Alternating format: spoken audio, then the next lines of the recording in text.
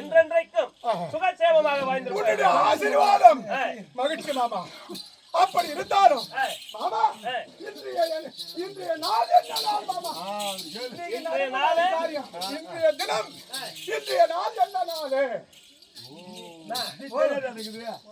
இன்றைய நாள் என்ன நாள்?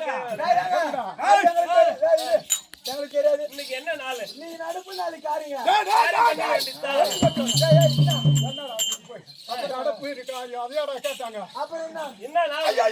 16 படுக.